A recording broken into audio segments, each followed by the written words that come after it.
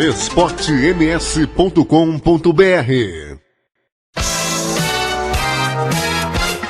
Fernando Blanc.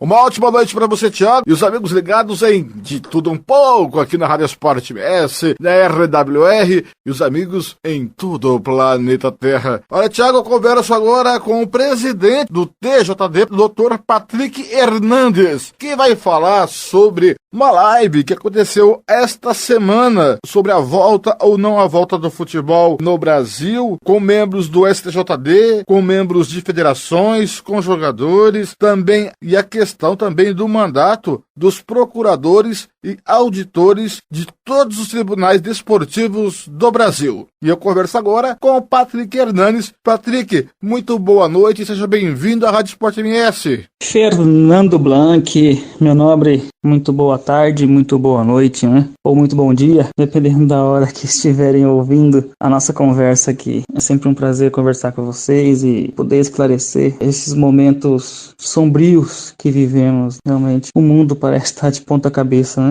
Enfim, isso afeta tudo, consequentemente, não é diferente no futebol. E o futebol, inclusive, tem outras particularidades. O evento foi ontem, um evento nacional, 77 pessoas presentes na reunião, na live pelo aplicativo do Zoom. Esteve presente diversas figuras muito importantes, o vice-presidente da Federação Paulista de Futebol, o presidente da Federação do Rio de Janeiro, inclusive ele é médico, infectologista também, ele contribuiu muito na reunião sob o ponto de vista médico-técnico, foi fundamental a presença dele. Tivemos atletas, um goleiro de um time do Ceará, acho que é Fortaleza, Marcão, o goleiro esteve presente na reunião também, fez perguntas lá. O presidente do STJD também estava na reunião, Dr. Salomão. Mais de 1h30 de conversas. Eu convidei a própria Federação de Futebol Mato Grosso do Sul para a reunião, né? Mandei o link para eles. Não sei se conseguiram acessar. Quando eu passei ali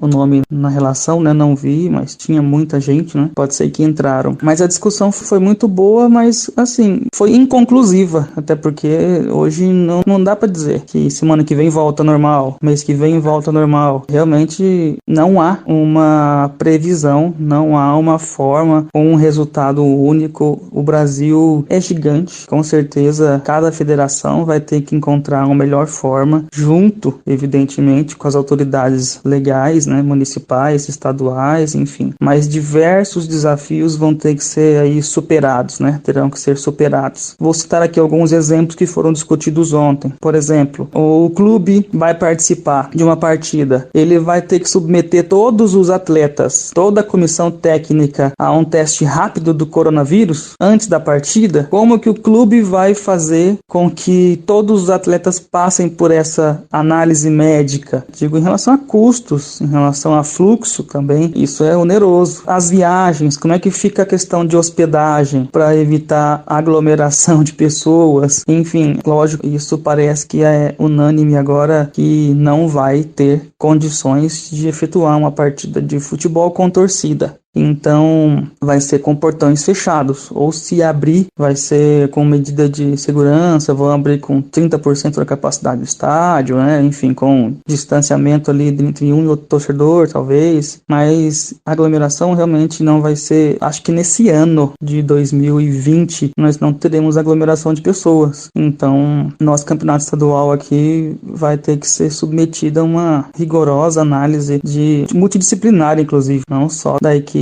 técnica de futebol, mas da equipe médica também, da equipe jurista também, porque todos os contratos, até onde eu sei, né, e aí vocês vão poder dizer melhor do que eu, os contratos já foram aí encerrados dos atletas. Certamente temos clubes já sem atleta, com contrato já vencido. Enfim, como faremos, né? Vão recontratar novamente por mais 3 meses? São diversos desafios que teremos que superar aí. Outro ponto abordado, inclusive, pelo médico, presidente da Federação do Rio de Janeiro, e médico infectologista, porque há uma crítica muito grande sobre esse teste rápido do coronavírus. Por exemplo, o teste rápido ele sai ali na hora, posso estar enganado, tá? Não sou técnico, né? Médico, da área médica, enfim. Mas pelo que parece, você se submete lá a um exame na hora, pela boca, pelo orofaringe, né? Pela boca ou pelo nariz, consegue em poucos minutos ali ter um resultado para ver se você tem ou não coronavírus. Esse seria um método mais ideal, porque pelo sangue esse resultado demora de 7 a 10 dias. Impraticável fazermos uma bateria de exames em todos os atletas uma semana antes da partida e de cada partida, até porque temos jogo em uma semana, pode ter 2 jogos, enfim, então tem que ser o teste rápido. E o teste rápido, por sua vez, existe uma crítica muito grande sobre a qualidade e efetividade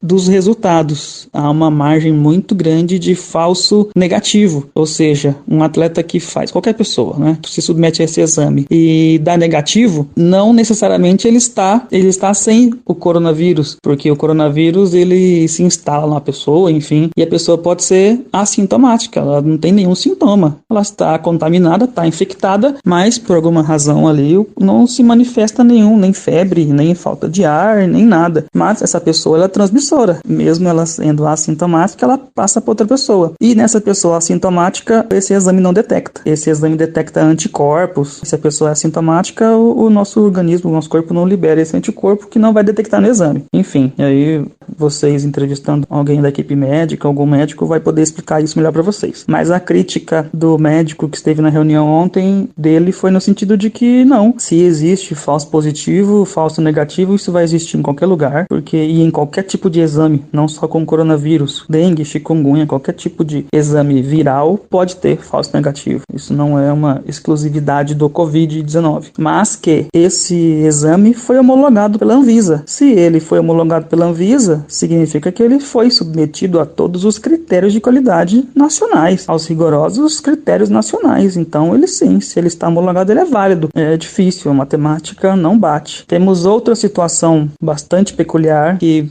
já é de conhecimento de vocês. Os mandatos foram uniformizados no Brasil inteiro, dos tribunais desportivos agora, porque cada tribunal desportivo tinha o seu calendário ali dos seus membros, dos seus auditores. E desde 2015, o STJD enviou um ofício, 2017, me desculpe, enviou um ofício nacional dizendo que agora em junho de 2020, ou julho de 2020, eu tenho que confirmar, acho que julho de 2020, encerra o mandato dos auditores, procuradores, enfim, dos membros do Tribunal de Justiça Esportivo do Brasil inteiro, inclusive do STJD. Então, até para virar um calendário único em todo o território nacional, haveria então agora em junho nomeações pelas entidades responsáveis, Federação de Futebol, os atletas, os árbitros, os próprios clubes, enfim, né? O CBJD elenca ali no artigo 5º ou 6º quem são as autoridades responsáveis por indicar os membros do Tribunal Pleno, e o Tribunal Pleno, por sua vez, indica os membros das comissões disciplinares, né? Como haverá isso? Até sobre isso temos problemas. Como haverá essa indicação, essa reunião, como é que vai ser? Não tem como ser, porque o voto é secreto. O nosso regimento interno diz isso, a maioria dos regimentos internos de todo o território nacional diz isso, que o voto ele é secreto, e aí não tem como você fazer voto secreto para eleger presidente e vice-presidente numa reunião aberta, numa videoconferência. Então tem que ser uma reunião presencial. Podemos fazer essa reunião presencial? Até aqui em Mato Grosso do Sul, nossa realidade é mais tranquila em comparação ao cenário nacional. Se compararmos aí Mato Grosso do Sul com São Paulo, com Rio de Janeiro, Nordeste, a situação é muito complicada de número de casos confirmados e óbitos, enfim. Nossa realidade aqui não é igual a deles, mas isso não significa que podemos relaxar, que podemos abrir mão dos cuidados e orientações médicas. Então, realmente isso me preocupa. Me preocupa porque precisamos obedecer às orientações sanitárias, orientações médicas, e não conseguiremos fazer, então, a eleição para o próximo mandato de 4 anos do Pleno do nosso tribunal. E aí, como é que fica a situação? Enfim, isso está em pauta. Todos queremos o retorno do futebol, somos apaixonados por futebol, todos estamos ansiosos pelo retorno do nosso futebol, tanto em âmbito estadual, quanto em âmbito nacional, quanto em âmbito internacional, né? Todos também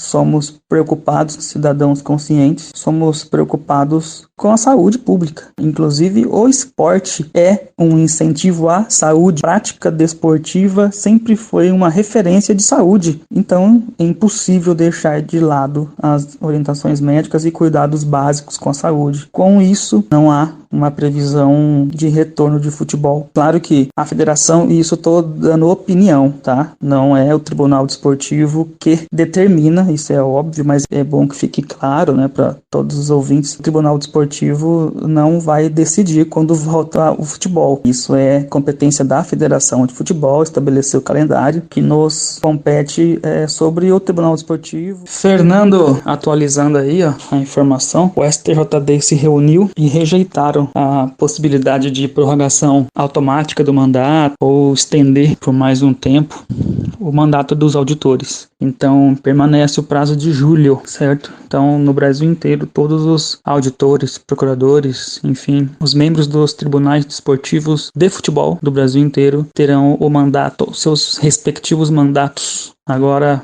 vencendo em julho. Então, por conta disso, agora em julho, teremos que nos movimentar, notificar os envolvidos, né? A federação, a OAB, a arbitragem, os clubes e os atletas para indicarem seus representantes. E aí, assim, a gente constitui um novo pleno, faz a eleição de presidente e vice-presidente e a partir daí consegue criar as comissões disciplinares, né? O pleno indica os membros das comissões disciplinares, formar as comissões e trabalhar nos próximos 4 anos. Daí, portanto, Thiago, Patrick Hernandes, explicando bem essa situação. Thiago, daqui a pouco eu volto para falar sobre a questão do julgamento do jogador Vandinho do Corumbaense, que está em recurso no tribunal. Thiago, daqui a pouco eu volto.